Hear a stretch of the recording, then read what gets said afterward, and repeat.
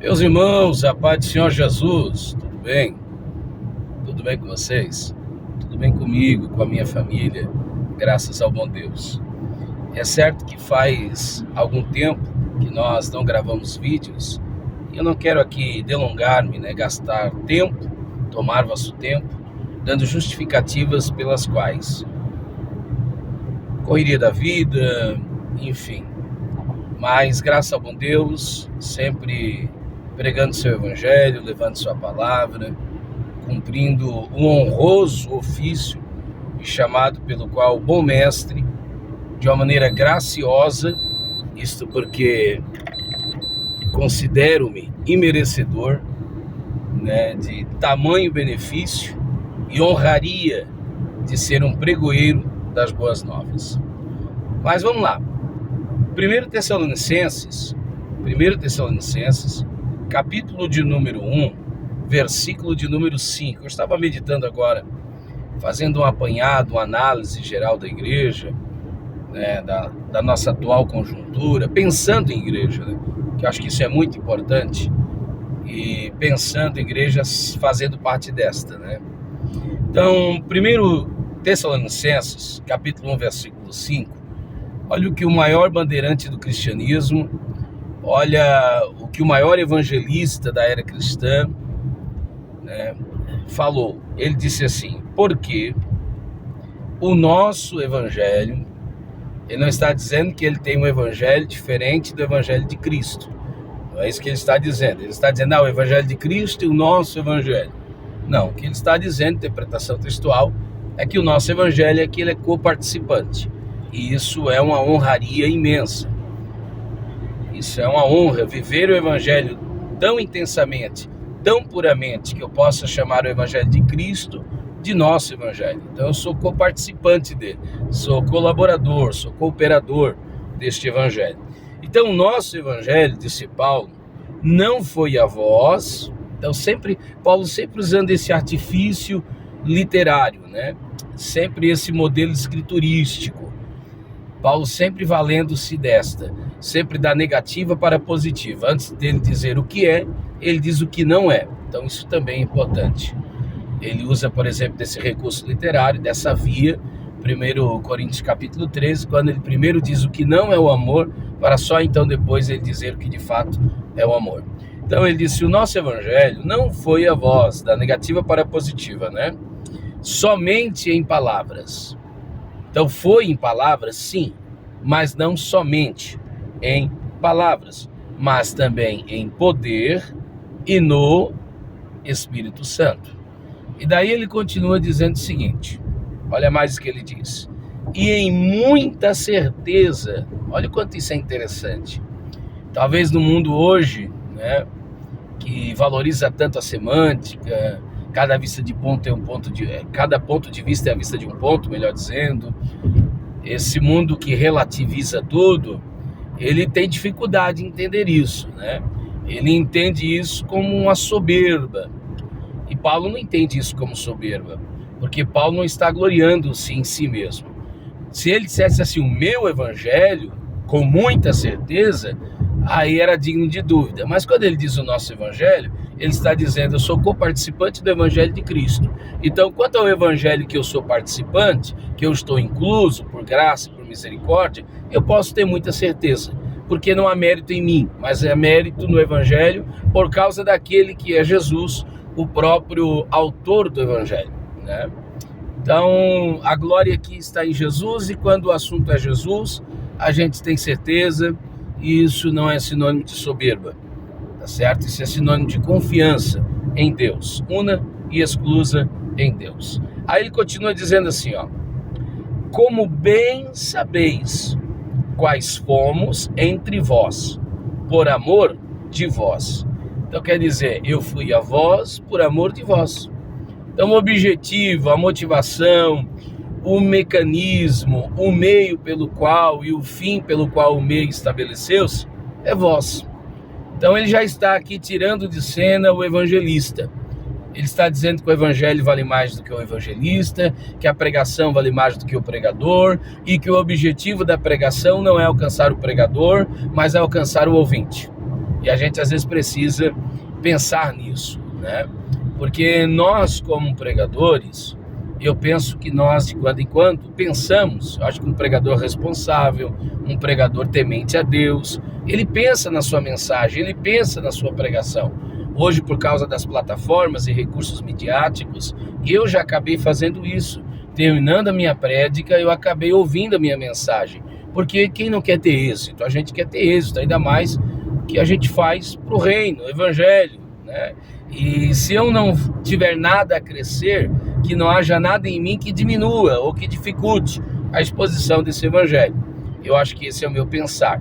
Só que o que Paulo está dizendo é o seguinte, que não basta eu concluir um sermão, uma mensagem, uma pregação, uma obra, qualquer coisa que eu esteja fazendo, e eu sentir-me, olha bem, e eu sentir-me realizado. Ah, foi com êxito, foi com sucesso. Por quê? Qual o critério que eu utilizo-me para isso? Ah, porque eu consegui desenvolver bem a mensagem. Perfeito. Mas e o ouvinte? Às vezes os pregadores precisam cuidar-se, nós pregadores, porque às vezes a gente prega mais para trás do que para frente. Quer dizer, a gente prega mais para o púlpito, para quem é pregador, para quem é obreiro, do que para o ouvinte. O ouvinte, o evangelho é simples, o objetivo é este, é alcançar vidas. Não é um afã do impressionismo. Não é eu, eu vou pregar algo que seja distinto, que seja diferente, trazer uma novidade para impressionar aquele meu colega que também o prega. Não é esse o objetivo. Isso é vanglória humana. Então Paulo disse, olha, eu fui até vós com o evangelho de poder, não apenas em palavras, com o intuito de alcançar vocês, para vocês, entre vocês e pronto. Não tem nenhuma outra pretensiosidade. Aí no capítulo 2... de 1 Tessalonicenses, lembrando que Tessalônica é aquela cidade que era eivada da cultura helenística, gregoriana e coisa do tipo. Então era eivada ali de uma cultura muito mundanizada, né? E daí Paulo fala no capítulo 2 da verdadeira pregação da palavra.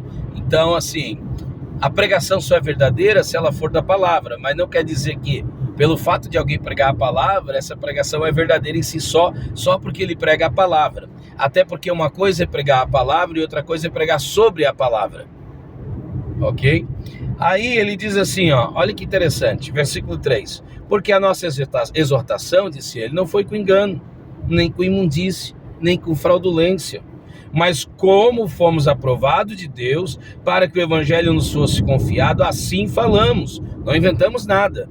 Não como para agradar aos homens, mas a Deus, que prova os nossos corações. O que Paulo está dizendo? Paulo está dizendo o seguinte, que às vezes a motivação é certa, mas a aplicação dessa motivação é errada. Então o que vale mais? Um pregador bem motivado, porém que prega um evangelho distorcidamente, não de propósito, porque se for de propósito distorcê-lo, então ele não é bem motivado. Ou um pregador que, mesmo sendo mal intencionado, ele prega o texto, ele prega o evangelho, ele prega a Bíblia corretamente. De que mais valia? Eu penso que o intuito de Deus para nós outros é que nós sejamos pregadores bons, isto é, bíblicos, pregadores realmente fiéis ao texto, mas fiéis na vida e fiel na nossa motivação. Então, concluo fazendo a seguinte pergunta para você, pregador, né? E eu acabei de dizer que a gente não deve pregar só para pregadores, mas assim, vamos refletir um pouco.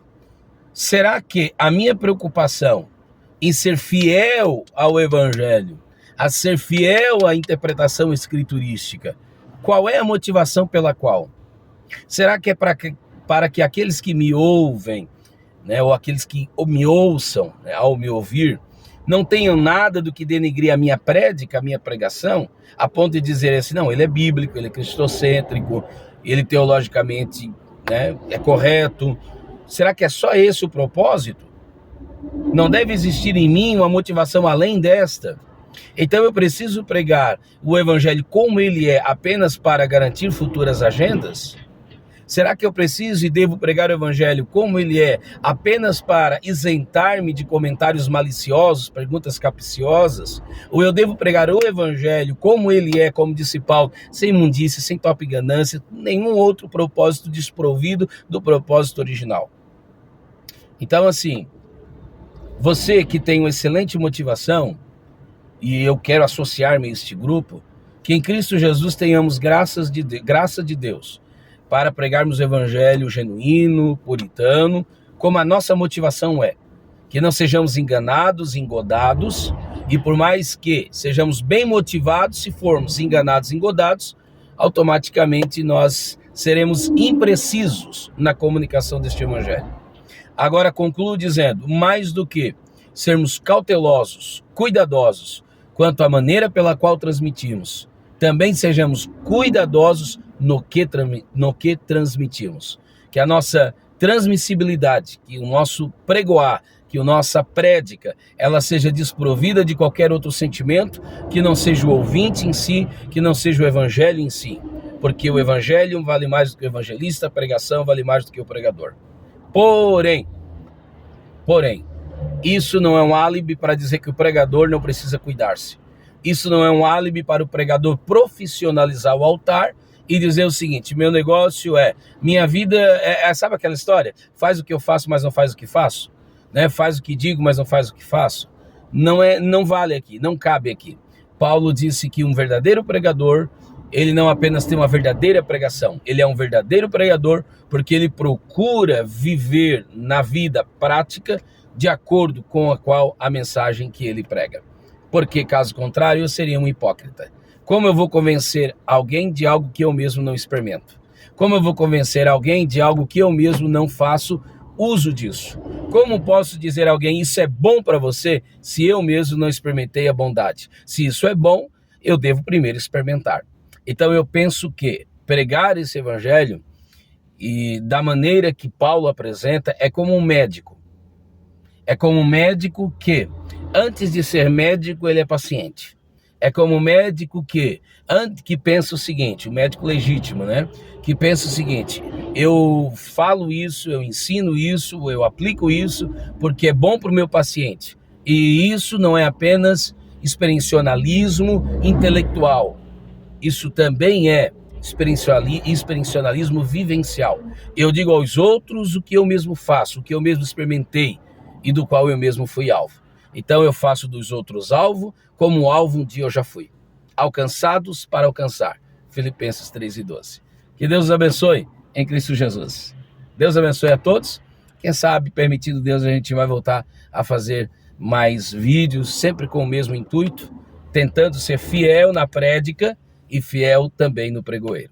Deus abençoe em Cristo Jesus. Amém.